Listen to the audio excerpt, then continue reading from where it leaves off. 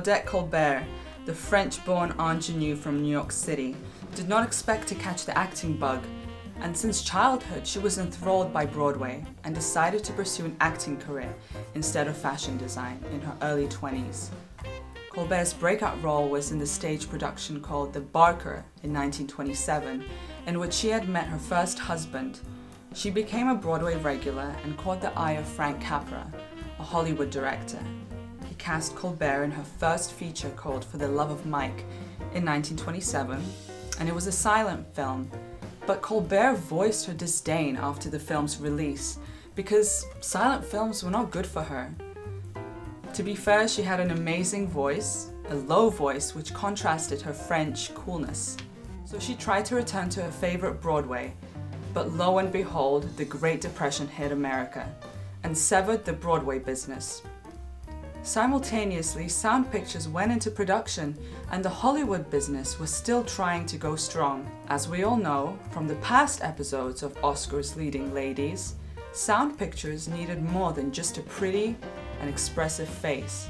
New actresses had to have a great speaking voice, and many were coming from the theater.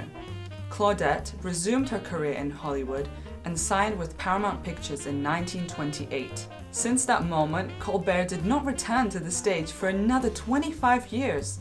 She was very vocal about getting paid a good salary from the get-go and how they had to film her only from her left side. At some point, sound stages had to be reconstructed to shoot only from her left angle. Behind this woman's achievements stands a level of notoriety. Just like Katharine Hepburn, Colbert starred in a lineup of successful films: The Sign of the Cross in 1932 and Cleopatra in 1934. Both were directed by Cecil B. DeMille. The year of 1934 was most successful for Claudette, as it also featured her in The Imitation of Life and It Happened One Night. It Happened One Night was directed by Frank Capra as a director and starred Clark Gable as Colbert's counterpart. The comedy/romance-infused drama earned Colbert her first Oscar at the 1935 Academy Awards. Even though all three films in which she starred in 1934 were nominated, Claudette doubted that she would even win. Colbert said this on winning the Best Actress for It Happened One Night: "I was surprised when I got the prize. I really had no idea I would get it. In fact, I was ready to leave for New York the night they called to tell me about it. Dressed in a mousy brown suit, I was escorted into the banquet hall, full of diamonds and tailcoats. It was especially embarrassing because I imagined they thought I was putting on an act, making an entrance." Colbert loved pushing the boundaries on screen with risque outfits, erotic double entendres, and nude scenes, like the ones in The Sign of the Cross, Cleopatra, and even in It Happened One Night. Unfortunately, this kind of cinema did not last long, since the production code was enforced in 1934. Nonetheless, Colbert continued to win Hollywood. Eventually, she was earning around $150,000 per picture, and in 1938, she was the second highest paid person in Hollywood that year. Absolutely mental, right? But it's true. She had this uniqueness to her that made her stand out.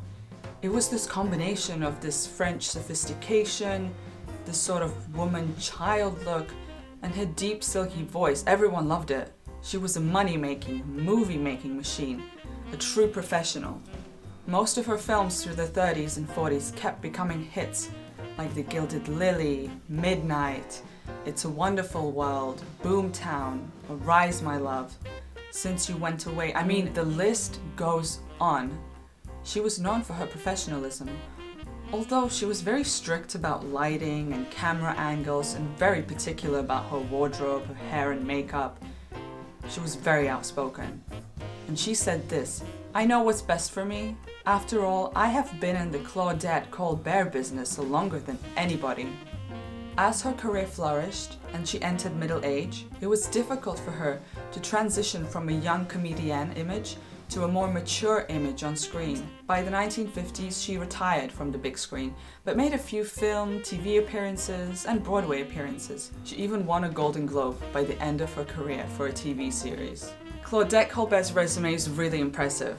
During crises like the Great Depression, the production code, and other Hollywood competition, Colbert still established herself as a world-renowned actress who always impressed audiences with her talent and held her own behind the screen. I hope you got your money. You bet I did. Congratulations. Thanks, same to you. Stay around and watch the fun. You'll enjoy it immensely. I would, but I've got a weak stomach.